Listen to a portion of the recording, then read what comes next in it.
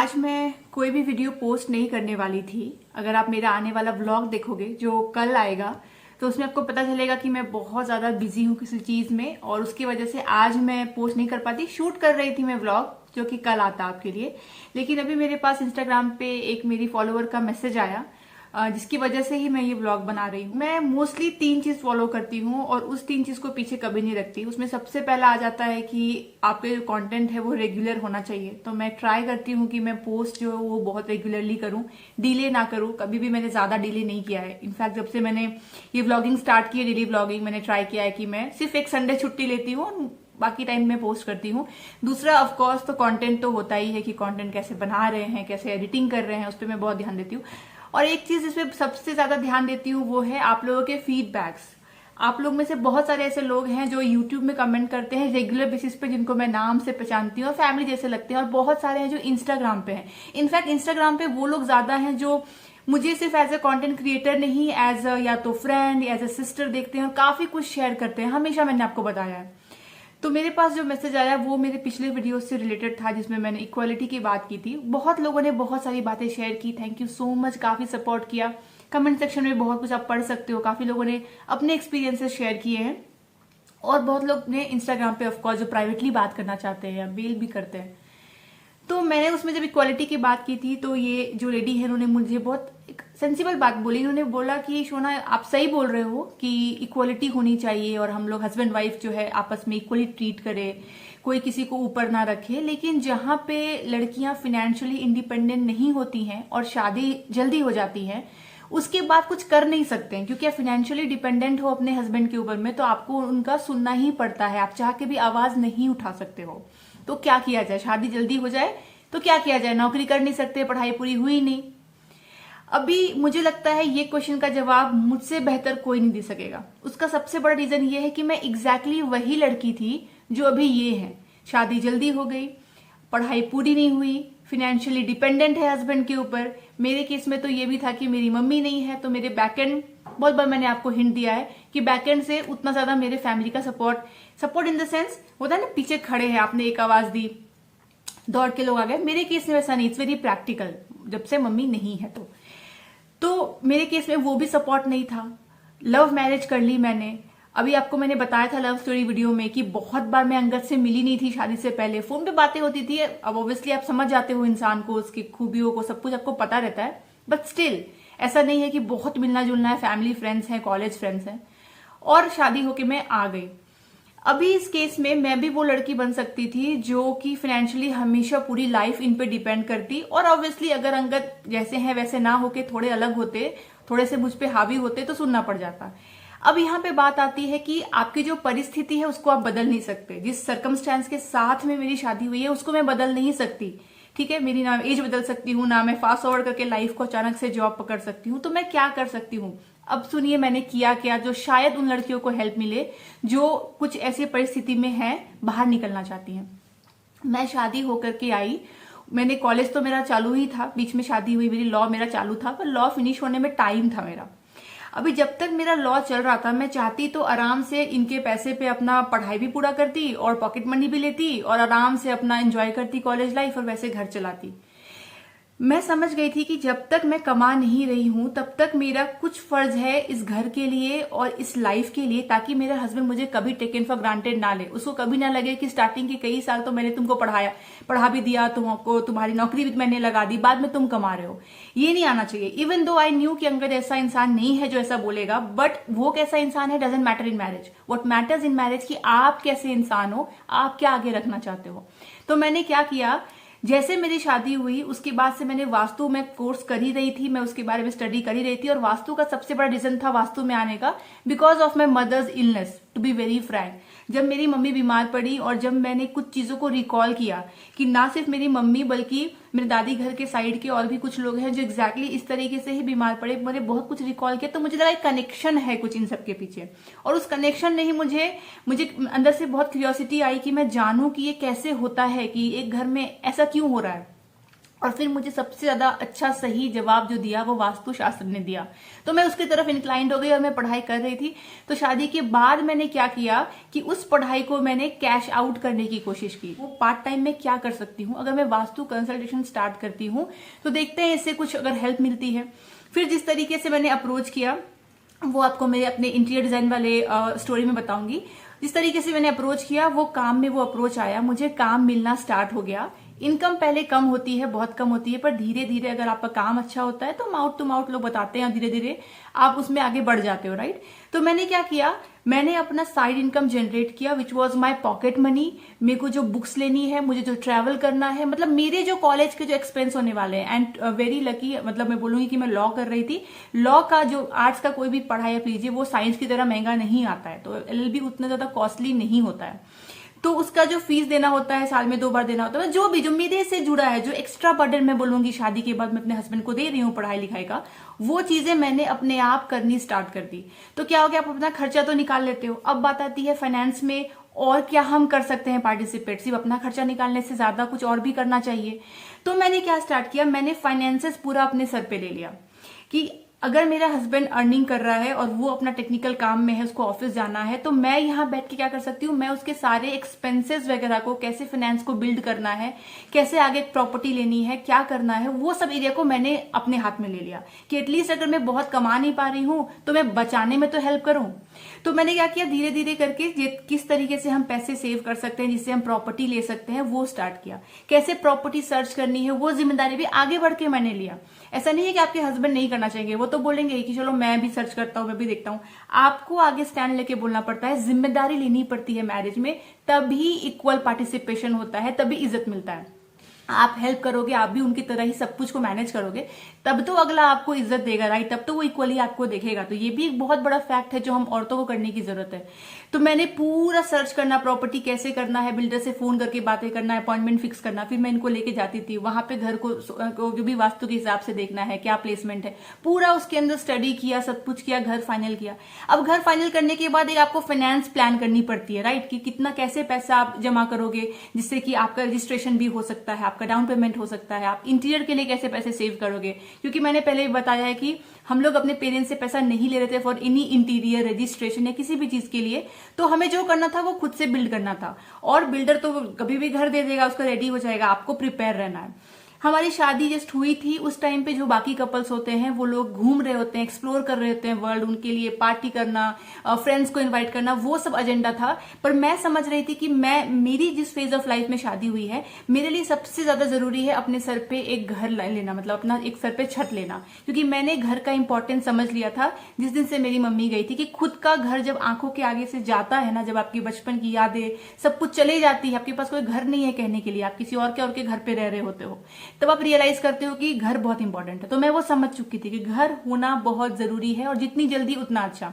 इसलिए वो सारे जो वेकेशन होते हैं हम बहुत कम जाते थे, बाकी लोग घूमते थे फिरते थे, हमने सब लिमिट कर दिया कि हमें पहले अपना ये बिल्ड करना है। और वो ऐसा घर मुझे बिल्ड करना है जिससे कि आगे जो मैं बिजनेस में जाना चाहती हूँ, डिजाइनिंग, आगे जो मैं अपने फील्ड में जाना चाहती हूँ, वो उसके लिए मैंने पहले ही बताया है कि एज अ पोर्टफोलियो काम करे। तो ये सब प्लानिंग करके मैंने ये घर को बनाया, डेवलप किया, फाइनेंसेस पूरा अपने हाथ में ले लिया। तो मेरे हस्बैंड का क्या चिंता था, बस एक ही चिंता था कि उनको ऑफिस जाना है, अपना ऑफिस का काम करना है और आना है, बाकी फाइनेंसेस मेरे एजुकेशन के खर्चे मेरे। तो वो सब कुछ मैंने वहीं पे बैठ के प्लान किया, कोई सपोर्ट करने वाला नहीं था, कोई समझाने वाला नहीं था क्या करना है। तो अगर एक लड़की अपने हाथ में बातें लेने लगे, ऐसा नहीं है आज के जमाने में पॉसिबल नहीं है, आप घर बैठ के नहीं कमा सकते, ऐसा पॉसिबल नहीं है। गांव की औरतें आज कुछ तरीके से पैसे जनरेट कर पा रही हैं। मैंने भी अपने चैनल पे कितनी बार ऐसे ब्रांड का प्रमोशन किया है जो वर्क फ्रॉम होम का ऑप्शन देते हैं, मतलब जो बताते हैं कि कैसे आप घर से कमा सकते हो, किया है, राइट। तो ऐसे तो बहुत सारे ऑप्शंस होते हैं, तो उस तरीके से करना, या कोई आपने कुछ पढ़ाई की है उसको इनकैश करना, कुछ नहीं करना तो घर में बच्चों को पढ़ाना। मैंने ऐसे कई सारे लोगों को देखे हैं जो अपनी बिल्डिंग के बच्चों को घर में ट्यूशन देना स्टार्ट करते हैं, या डांस सिखाना स्टार्ट करते हैं, गाना सिखाना स्टार्ट करते हैं। जो भी आपको आता हो, कुछ तो आपको आता होगा। अब बात आती है, यहाँ पे थोड़ा सा मैं रूड होके बोलूंगी, अगर आपको कुछ नहीं आता, अगर आपके अंदर कोई स्किल्स नहीं है, ना आप डांस सिखा सकते, ना आप किसी को पढ़ा सकते, ना आपने ऐसी कोई पढ़ाई की है कि आप नौकरी कर सकते, तो फिर तो क्या किया आपने इतने टाइम के लिए, तो अब कर लीजिए। चलिए, आपके पेरेंट्स ने आपको मौका नहीं दिया पढ़ने के लिए, मेरे हिसाब से 10-12 तक तो पढ़ने दिया ही होगा कि आप एक छोटे बच्चों को पढ़ा सको, किंडरगार्टन जाके पढ़ा सको। अगर उतना भी करके आपको दिया नहीं है, फिर भी आज से आप कोई स्किल डेवलप कर लीजिए।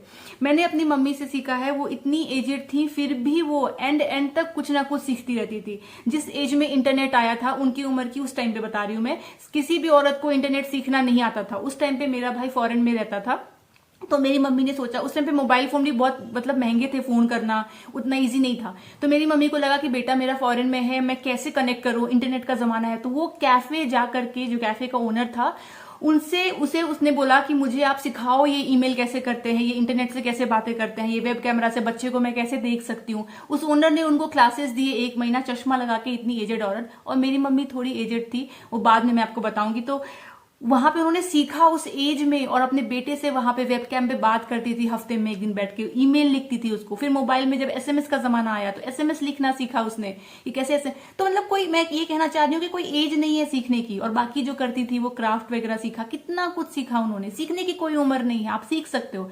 जिस दिन आप लायक बनोगे, सामने वाला आपकी कदर करेगा। आप लायक ही नहीं बनोगे, आप सच में कुछ पार्टिसिपेशन नहीं करोगे और सिर्फ फिर बोलोगे नहीं मेरे हक के लिए करो, आप भी करो मैं भी करो, सब नहीं सुनेगा सामने वाला। सही बात है, सुन भी लेगा अगर शादी जस्ट हुई है तो फिर भी ठीक है। शादी पुरानी है आपकी, अचानक से उठ के आओगे तो नहीं होगा।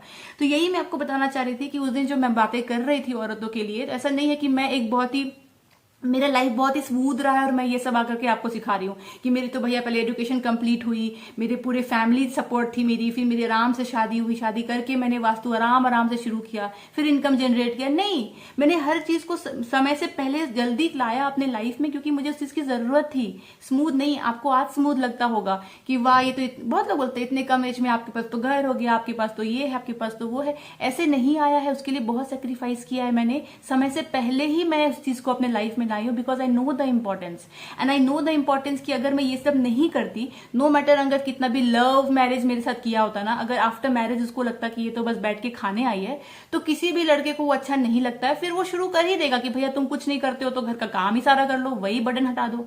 बट वेन दे सी कि नहीं आप पूरा इक्वल पार्टिसिपेशन कर रहे हो, तो उनको भी लगता है कि हाँ, फिर आप बोल सकते हो ना हक से कि भाई मैं भी इतना कर रही हूँ।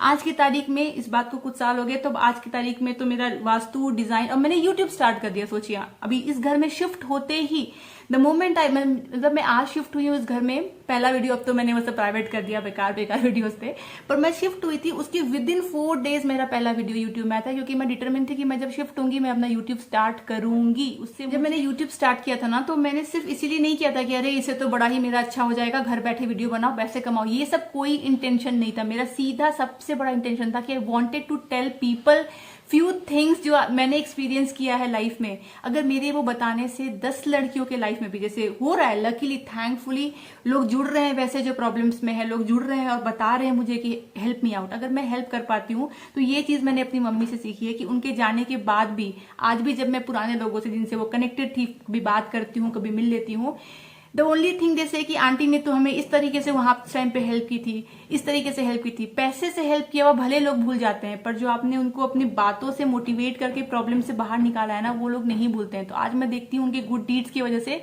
आज लोग हमारी अभी भी कदर करते हैं कि उनके बच्चे हैं बोल के। तो मुझे ये बहुत जल्दी समझ में आ गया था and when I faced many things in life I decided कि ये बताना जरूरी है। अब ऑब्वियसली ये सोशल प्लेटफॉर्म है तो मैं एकदम खुल के कैसे बता सकती हूँ कि ये चीजें हुई थी, थोड़ा आप समझ रहे हो मुश्किल है, पर फिर भी मोटा मोटी ऊपर से मैं एक समअप करके तो आपको समझा सकती हूँ, समझने वाले समझ जाएंगे मेरा इशारा। तो वही मेरा बोलना है कि अगर आपके हाथ में नहीं फाइनेंशियल कंट्रोल है, आप पैसे बचाने लगो उनके, या आप सच में कुछ अभी भी इंडिपेंडेंट हो जाओ, कुछ बर्डन अपने पार्टनर के सर से ले लो, आपका वो रिस्पेक्ट करने लगेगा। अगर उसको लगता है कि आप लायक नहीं हो तो लायक बनो। मैंने कई बार बोला है कि टैक्स के बारे में पढ़ो, कैसे टैक्स बचा सकते हैं, कैसे इन्वेस्ट कर सकते हैं, अपने को थोड़ा लायक बनाना पड़ेगा, तभी सामने वाला अप्रिशिएट करता है। तो वही जिन्होंने मुझे यही इंस्टा पे भी मैंने उनको वही बोला कि मैं आपको बताऊंगी स्टोरी, मैं इतना कुछ तो कैसे टाइप कर सकती हूँ, मेरा वेट करिए आप वीडियो का। और मैं नहीं बनाती, देखिए मैं नाइट वेयर में बैठी हूँ, मैं कभी ऐसे वीडियो बनाने नहीं आती हूँ, राइट।